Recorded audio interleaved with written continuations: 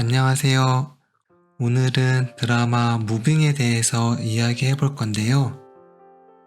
먼저 한국어 공부할 때 배운 단어나 표현은 잘 들리는데 한국의 동영상을 보거나 이야기를 할 때는 잘 이해하지 못하는 경우가 많잖아요.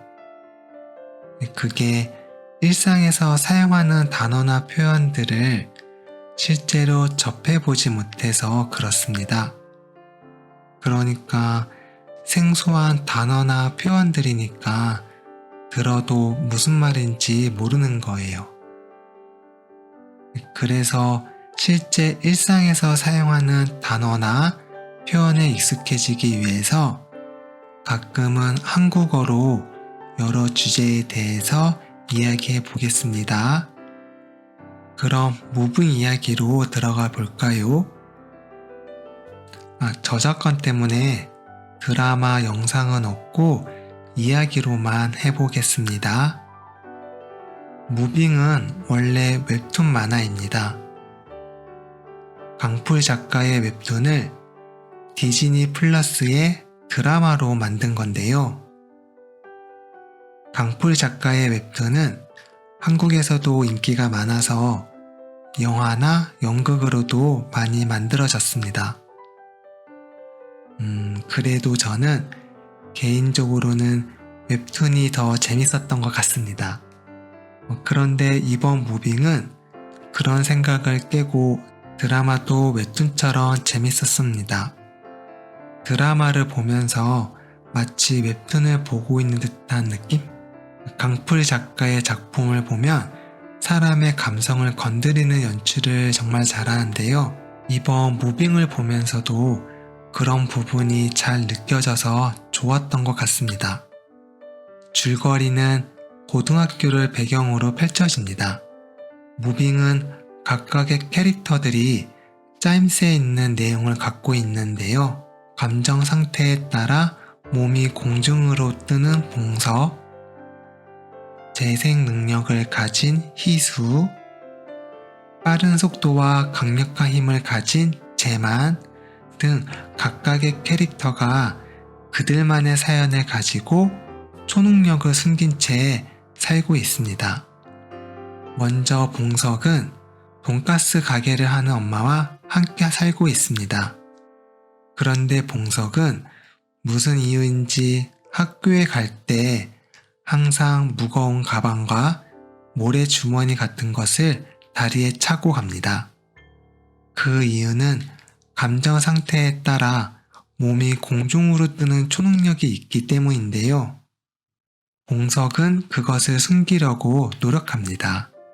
그런데 학교에는 봉석이가 자꾸만 공중에 뜨게 만드는 아이가 있는데요. 바로 새로 전학 온 희수입니다. 희수는 치킨 가게를 하는 아빠와 단둘이 살고 있고 재생 능력을 가지고 있습니다. 전학 오기 전 학교에서 이 능력으로 인해 억울하게 오해를 받아서 전학을 오게 됐습니다. 그리고 이 반에는 또 한 명의 특별한 존재가 있는데요. 바로 반장 강훈입니다. 강훈이 역시 괴력을 소유한 초능력자인데요. 희수를 좋아하고 희수와 붙어 다니는 봉석에게 질투하는 모습을 자주 보입니다. 순수한 봉석이와 알듯 모르듯한 감정으로 편안하게 다가서는 희수는 금세 친해집니다. 어느 날 학교 등굣길에서 빗속을 달리느라 옷이 홀딱 젖은 희수는 봉석에게 활동복을 빌리게 됩니다. 희수는 옷을 갈아입기 전에 학교 강당의 샤워실로 가는데요. 그 모습을 지켜보고 있던 불량 학생 기수가 희수의 뒤를 몰래 따라갑니다.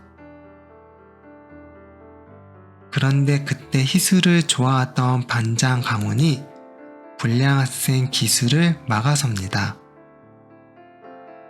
강훈은 기수를 초능력으로 제압하고 이후 불량 학생 기수는 수업에 참석하지 못하게 됩니다.